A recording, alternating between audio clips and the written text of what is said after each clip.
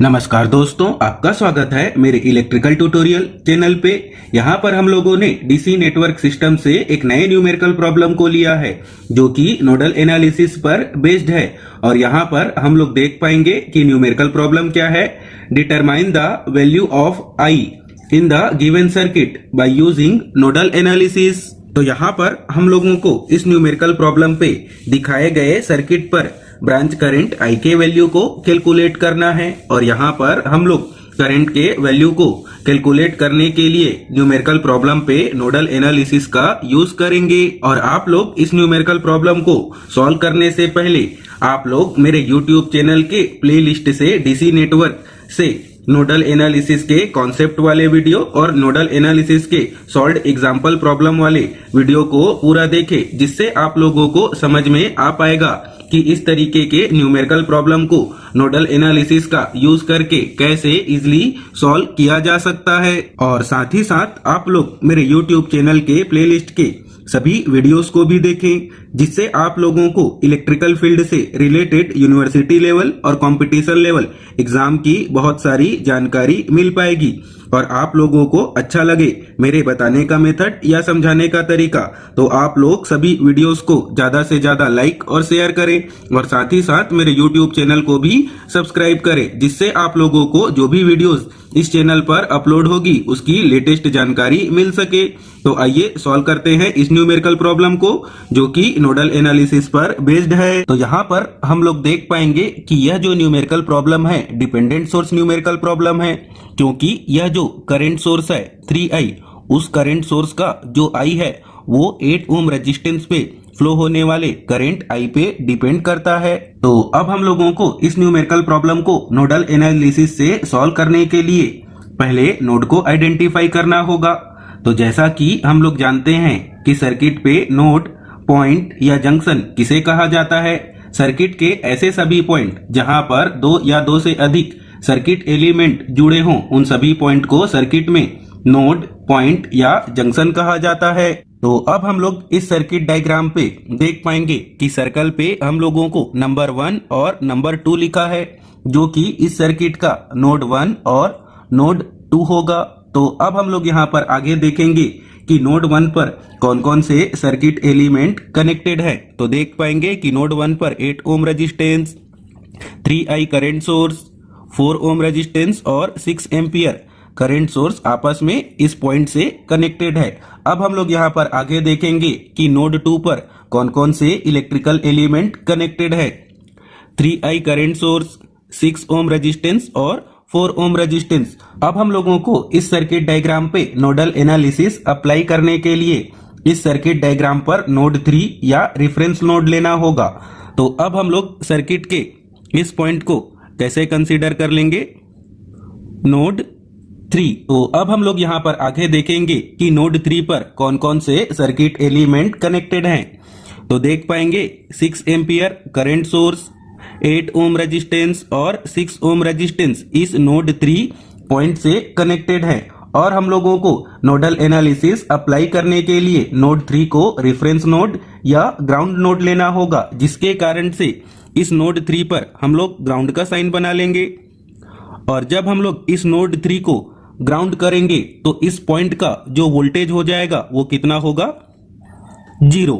और यहाँ पर हम लोग नोडल एनालिसिस अप्लाई करने के लिए जो नोड 1 है उसके वोल्टेज को कितना एज्यूम कर लेंगे, तो लिखेंगे नोड वोल्टेज V1। और ठीक इसी प्रकार से नोड 2 पर भी हम लोगों को वोल्टेज एज्यूम करना होगा। तो नोड 2 पर हम लोग लिखेंगे नोड वोल्टेज V2। अब हम लोग यहाँ पर आगे नोड 1 पर KCL बेस्ड इक्वेशन को लिखेंगे, जिसके लिए हम लोगों को KCL बेस्ड इक्वेशन पर हर एक ब्रांच को करंट बनाकर लिखना होगा।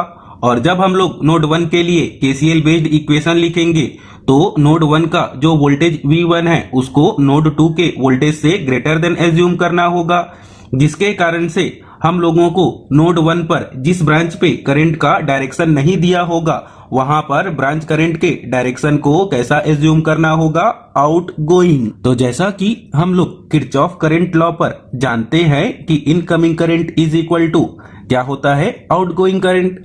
तो जब हम लोग नोड 1 के लिए केसीएल बेस्ड इक्वेशन लिखेंगे और हर एक ब्रांच को करंट बनाकर लिखेंगे, तो हम लोगों को ध्यान रखना होगा कि आउटगोइंग करंट वाले ब्रांच को एक साइड पर और इनकमिंग करंट वाले ब्रांच को दूसरे साइड पर लिखेंगे। अब हम लोग यहाँ पर आगे नोड 1 के लिए केसीएल बेस्ड इक्वेशन लिखेंगे। तो सबसे पहले 4 ओम रेजिस्टेंस वाले ब्रांच को करंट बनाकर लिखेंगे। तो हम लोगों को इस ब्रांच पे करंट का डायरेक्शन नहीं दिया गया है, तो हम लोगों को इस ब्रांच पे करंट का डायरेक्शन कैसे लेना होगा, आउटगोइंग। और जब हम लोग नोड 1 के लिए इक्वेशन लिखेंगे तो नोड 1 का वोल्टेज नोड 2 के वोल्टेज से ग्रेटर देन होगा, जिस कारण से अब हम लोग इस ब्रांच को करंट बनाकर कैसे लिखेंगे, तो देख पाएंगे कि 4 ओम रेजिस्टेंस नोड 1 और नोड 2 के बीच में कनेक्ट है। तो यहां पर हम लोगों को लिखना होगा V1 माइनस V2, और हम लोगों को इस ब्रांच को करंट बनाने के लिए इस टर्म के साथ डिवाइड करना होगा इस ब्रांच के रेजिस्टेंस को, जो कि कितना है 4। अब हम लोग यहां पर आगे इस 8 ओम वाले रेजिस्टेंस ब्रांच को करंट बनाकर लिखेंगे, और हम लोगों को इस ब्रांच पे भी करंट का डायरेक्शन नहीं दिया गया है, तो यहां पर भी हम लोगों को करंट का डायरेक्शन कैसे एज्यूम करना होगा, आउटगोइंग। और जब हम लोग इस ब्रांच को करंट बनाकर लिखेंगे तो यहां पर देखेंगे कि यह जो 8 ओम वाला ब्रांच है नोड 1 और ग्राउंड के बीच में कनेक्ट है। तो यहां पर हम लोग लिख पाएंगे नोड वोल्टेज V1 माइनस 0, और डिवाइड करके लिखना होगा उस ब्रांच के रेजिस्टेंस को, जो कि कितना है 8। अब हम लोग यहां पर आगे देखेंगे कि नोड 1 से जो करंट सोर्स 3i है उसका डायरेक्शन कैसे है, आउटगोइंग। तो उस करंट सोर्स के वैल्यू को हम लोगों को आउटगोइंग साइड पर लिखना होगा। तो यहां पर हम लोगों ने कितना लिखा 3i, और हम लोग यहां पर देख पाएंगे कि नोड 1 पर 6 एम्पियर का जो डायरेक्शन है वो कैसा है, इनकमिंग। तो हम लोगों को इनकमिंग करंट को दूसरे साइड पर लिखना होगा। तो यहां पर हम लोग क्या लिखेंगे, इक्वल पे 6। अब हम लोग यहां पर आगे इस इक्वेशन पर यूज होने वाले I के वैल्यू को इस सर्किट डायग्राम पर, जो कि 8 ओम रेजिस्टेंस से फ्लो होने वाले करंट I के वैल्यू को कैलकुलेट करेंगे। तो यहाँ पर 8 ओम रेजिस्टेंस पे देख पाएंगे करंट I का जो डायरेक्शन है नोड वोल्टेज V1 से कैसा है, ग्राउंड की ओर। तो यहाँ पर हम लोग करंट I के वैल्यू को कैसे कैलकुलेट कर पाएंगे, तो हम लोगों को 8 ओम रेजिस्टेंस पे देख पाएंगे कि यह जो रेजिस्टेंस है नोड 1 और ग्राउंड के बीच में कनेक्ट है। तो यहाँ पर हम लोगों को लिखना होगा V1 माइनस 0, और हम लोगों को उस ब्रांच पे करंट के वैल्यू को कैलकुलेट करने के लिए इस ब्रांच के रेजिस्टेंस को इस टर्म के साथ डिवाइड करके लिखना होगा। अब हम लोग यहाँ पर आगे इस I के वैल्यू को इस ऊपर वाले इक्वेशन पर पुट करेंगे। तो यहाँ पर हम लोग लिख पाएंगे V1 minus V2 upon 4 plus V1 minus 0 upon 8, फिर plus 3 into V1 minus 0 divided by 8 equal pay हम लोगों को लिखना होगा 6 को। और जब हम लोग इस इक्वेशन को सिंप्लीफाई करेंगे तो हम लोगों को क्या रिलेशनशिप मिलेगा, तो लिखेंगे 6V1 minus 2V2 is equal to 48, और हम लोग इस रिलेशनशिप को नाम दे देंगे इक्वेशन नंबर 1। अब हम लोग यहाँ पर आगे नोड 1 के जैसे नोड 2 पर भी केसीएल बेस्ड इक्वेशन लिखेंगे, जिसके लिए हम लोगों को यहाँ पर भी हर एक ब्रांच को करंट बनाकर लिखेंगे। और जब हम लोग नोड 2 के लिए केसीएल बेस्ड इक्वेशन लिखेंगे तो हम लोगों को ध्यान रखना होगा कि जो नोड 2 का वोल्टेज V2 है उसको हम लोगों को नोड 1 के वोल्टेज V1 से ग्रेटर देन एज्यूम करना होगा, और हम लोगों को नोड 2 के लिए जिस ब्रांच पर करंट का डायरेक्शन नहीं दिया होगा उस ब्रांच पर हम लोगों को करंट के डायरेक्शन को कैसा एज्यूम करना होगा, आउटगोइंग। अब हम लोग यहाँ पर आगे नोड 2 के लिए केसीएल बेस्ड इक्वेशन लिखेंगे। तो जैसा कि हम लोग जानते हैं कि किरचॉफ करंट लॉ पर क्या होता है, incoming current is equal to outgoing current. तो जब हम लोग नोड 2 के लिए केसीएल बेस्ड इक्वेशन लिखेंगे तो देखेंगे कि इस 4 ओम रेजिस्टेंस पे कोई भी करंट का डायरेक्शन नहीं दिया गया है। तो नोड वोल्टेज V2 के कारण इस 4 ओम रेजिस्टेंस पे हम लोगों को करंट के डायरेक्शन को कैसा एज्यूम करना होगा, आउटगोइंग, क्योंकि नोड 2 के लिए जब हम लोग केसीएल बेस्ड इक्वेशन लिखेंगे तो हम लोगों ने कैसा एज्यूम किया है कि जो नोड 2 का वोल्टेज V2 है वो नोड 1 के वोल्टेज V1 से कैसा है, ग्रेटर देन। तो अब हम लोग इस 4 ओम रेजिस्टेंस वाले ब्रांच को करंट बनाकर लिखेंगे।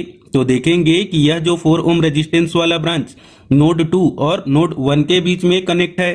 तो यहां पर हम लोग लिख पाएंगे V2 माइनस V1, और हम लोगों को उस ब्रांच को या 4 ओम रेजिस्टेंस वाले ब्रांच को करंट बनाने के लिए इस टर्म के साथ इस ब्रांच के रेजिस्टेंस को डिवाइड करना होगा। तो लिखेंगे डिनोमिनेटर पे 4। अब हम लोग यहाँ पर आगे 6 ओम रेजिस्टेंस वाले ब्रांच को भी करंट बनाकर लिखेंगे। तो हम लोगों को भी इस ब्रांच में कोई भी करंट का डायरेक्शन नहीं दिया गया है, तो हम लोगों को इस ब्रांच पे करंट के डायरेक्शन को नोड वोल्टेज V2 के ग्रेटर देन होने के कारण कैसा एज्यूम करना होगा, आउटगोइंग। तो अब हम लोग इस ब्रांच को करंट बनाकर लिखेंगे। तो कितना लिख पाएंगे, तो यहां पर देखेंगे जो 6 ओम रेजिस्टेंस है वो नोड 2 और ग्राउंड के बीच में कनेक्ट है। तो यहां पर हम लोगों को लिखना होगा V2 माइनस 0, और करंट बनाने के लिए इस टर्म के साथ हम लोग क्या लिखेंगे, इस ब्रांच के रेजिस्टेंस को यहां पर डिनोमिनेटर पे लिखेंगे।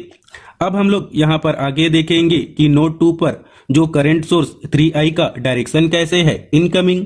तो हम लोगों को इनकमिंग करंट को दूसरे साइड पर लिखना होगा।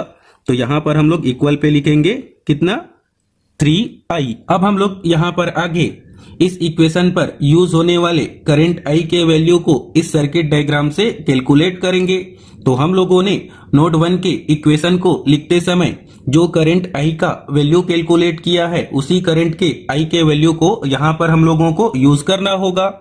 तो यहां पर हम लोग करंट I के वैल्यू को कितना लिख लेंगे, V1 माइनस 0 डिवाइडेड बाई 8। अब हम लोग इस ऊपर वाले इक्वेशन पर I के वैल्यू को पुट करके इस इक्वेशन को सिंप्लीफाई करेंगे।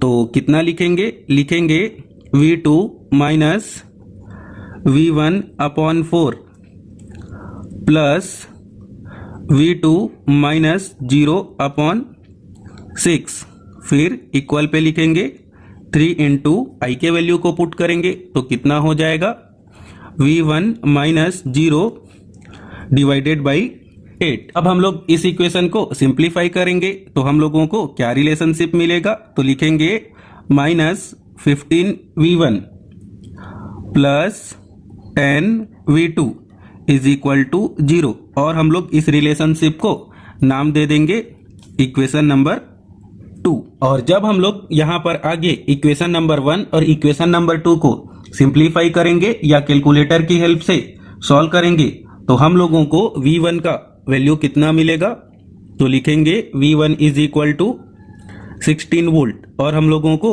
V2 का वैल्यू कितना मिलेगा, तो V2 इज इक्वल टू हम लोग यहाँ पर लिखेंगे 24 वोल्ट।